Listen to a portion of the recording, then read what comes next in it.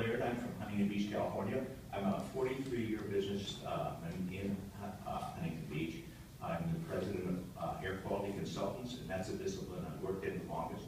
But I've enjoyed making the crossover here to water. I was a planning commissioner in Huntington Beach, and I also was the chairman of the Bolsa Chica Conservancy for 8 years. And I don't have any affiliation with Poseidon, but my personal objective is I enjoy drinking water. Susan, you must enjoy drinking water. Who doesn't? I'm Susan Fessel from Anaheim. My number one thought on my brain is water is essential. Water is not enough.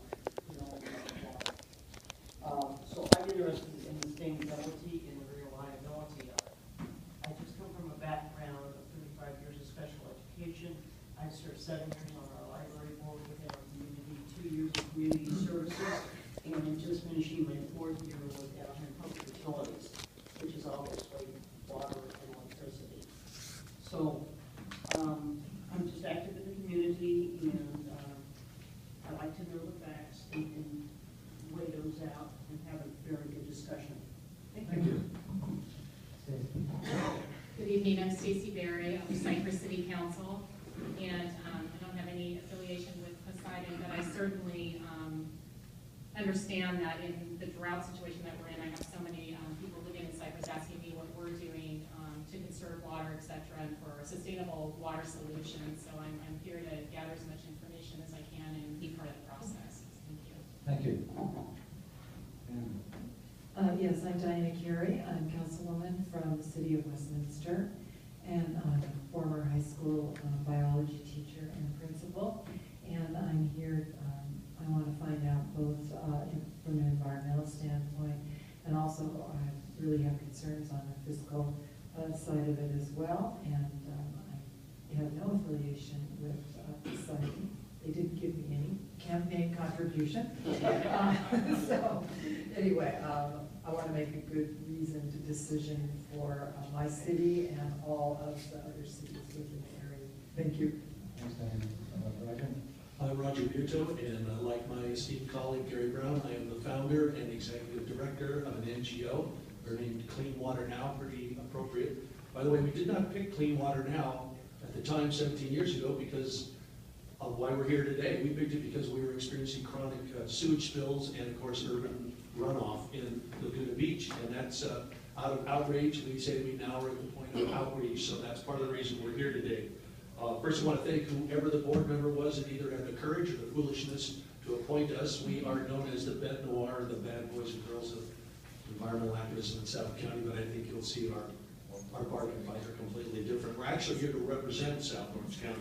I personally am a 43-year builder of commercial and residential in South Orange County, so I bring that to the table. I'm cross-trained.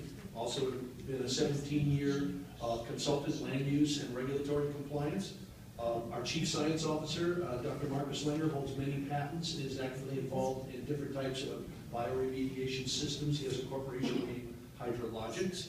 Thought that would be important so you know that we can draw on internal peer review. Also would say that the main reason we're here is we have been tracking both the Doheny desal, which is now either on hiatus or just defunct or kaput, as we say in German, because it doesn't look like it's moving forward. So we've been actively engaged in tracking both this project and the Doheny one. We have a lot of in-house experience, myself particularly in attending meetings and analyzing technical data. And in conclusion, I cannot overemphasize, I want to thank whoever appointed us. Part of what I pled in my application was, I don't think South Orange County has been represented properly. I know we're not your service district of OC Water District, but we have letters of intent up to 1/3 of the water coming from here, and we are not as groundwater and aquifer rich as you are in central and northern Orange County. We think the media, as well as everyone else, has been remiss. So with all of those complaints on the table, we just want you to know that's the main reason we're here. We feel we need to be represented, and we in turn are going to be some of the vendors either indirectly or through trades. Thank you very much. Thanks, Roger. Good evening. My name is Patrick Brendan. I'm a 23-year owner of a small business in Huntington Beach. I've been a resident there for 21 years, served on several commissions, including the Charter Review Commission, Public Works, and currently on Planning Commission. I also serve as the chairman of the board of the Chamber of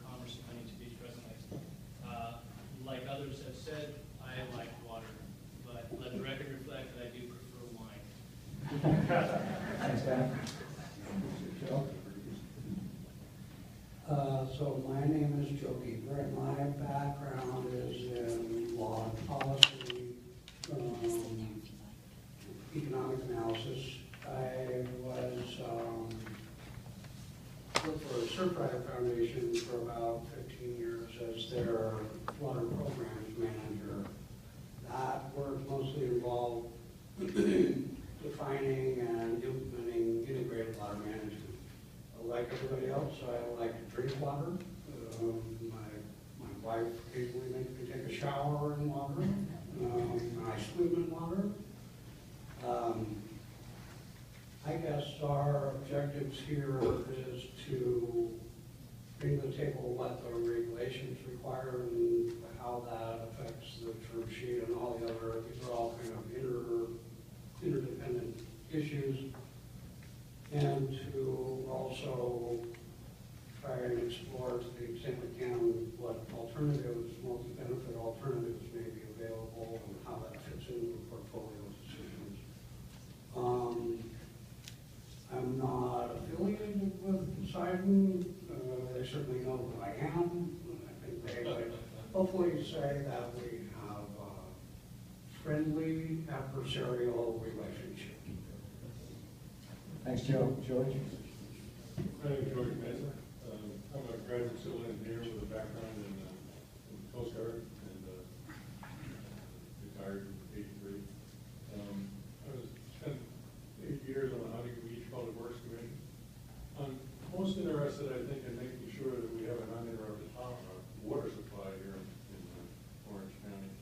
And I'd like to see more efforts put toward conservation. I'm concerned with the environment and the way a desal plant might interrupt the environment in the southeast Huntington Beach area. I'm also interested in the potential financial impact. This is a major project, and it has major cost consequences over the 50-year period. For this committee, as we consider what's going on here, needs to be aware of those things. And I have no affiliation with this. Thank you, George. Good evening, my name is Dewey Quinn. Look about me, my background, I have over 20 years of banking experience. I'm a number guy, so I just want to understand more the numbers behind the project itself, and also how it trickles down to the average water user of the district. And once again, no affiliation with Poseidon.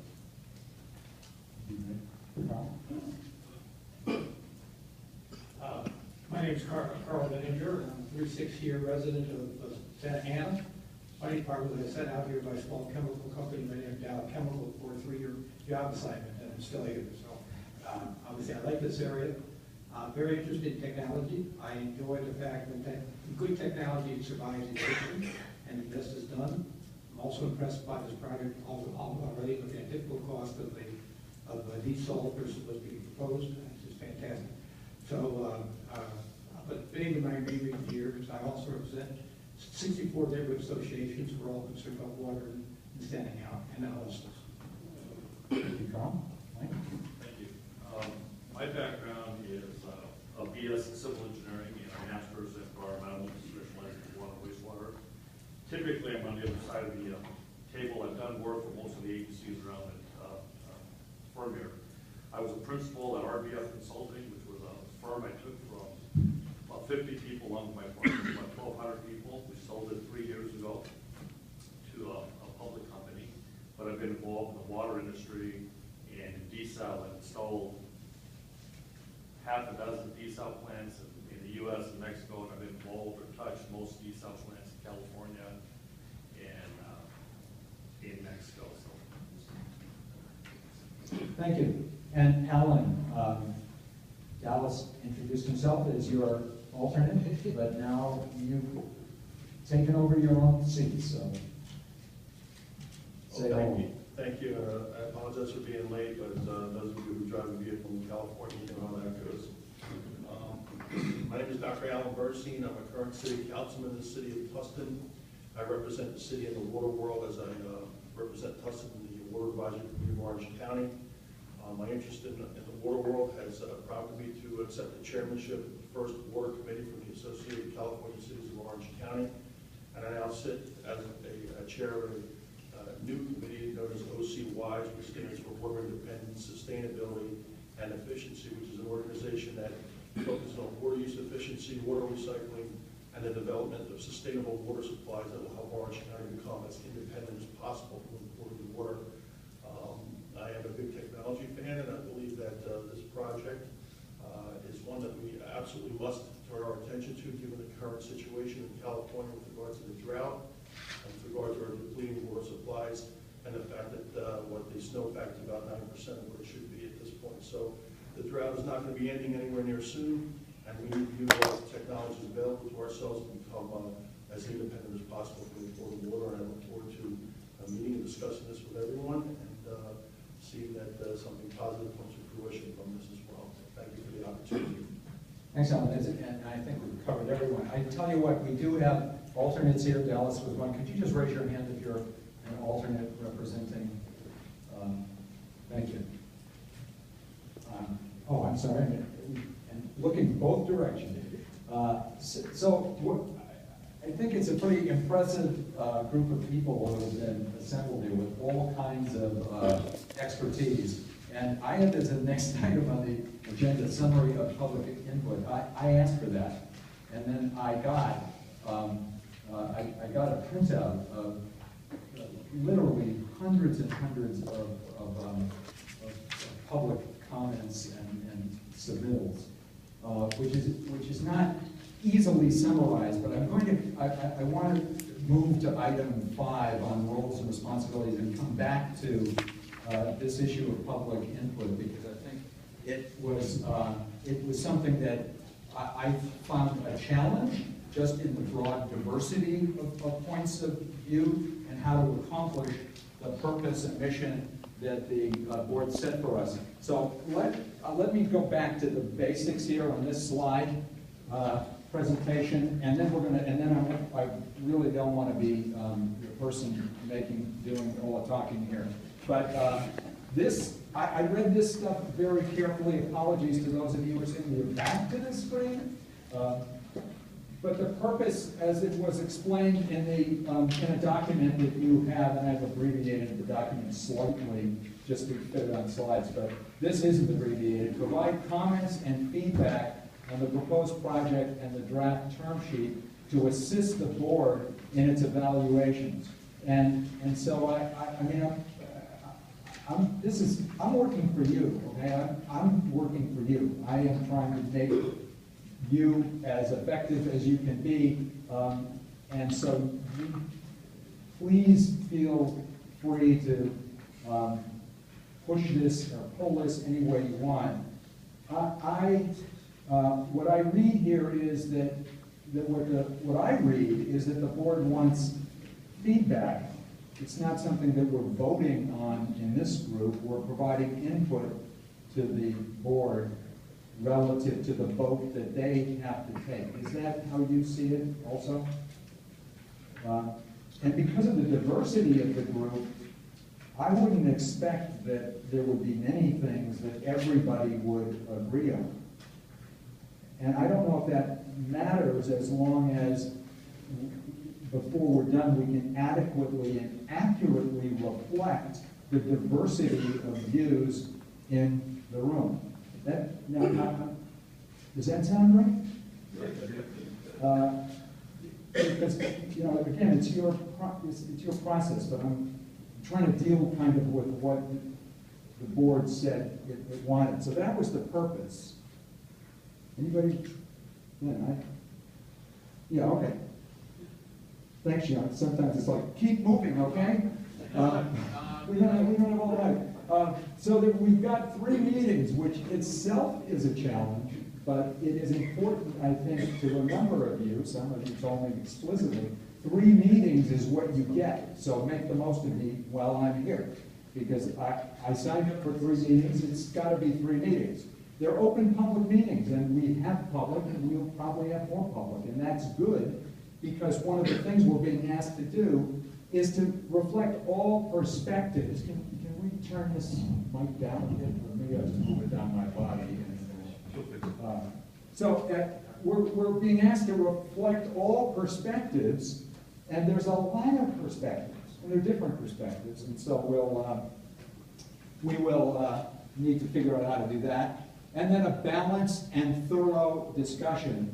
And I'm going to try to replace the word discussion with dialogue, and I'm going to talk a little bit about what I think is a facilitator of dialogue, as opposed to debate, because this is a really smart group of people, and we could easily get into debates. And I'm more interested in how well you all can understand what the other person is saying, and when they said it and you understand it, that we keep a record of it and we move on, because it's not really necessary for any one of you to change everybody else's mind. In fact, I think it's impossible to change everybody else's mind. However, everybody could understand what you're saying if people would really listen, you know? And so that's what I try to do in this kind of a setting. But again, it's up to you. We're making an audio recording. Again, we're keeping good records of what's going on. And then, this is what I was told to do. So I have 2 slides.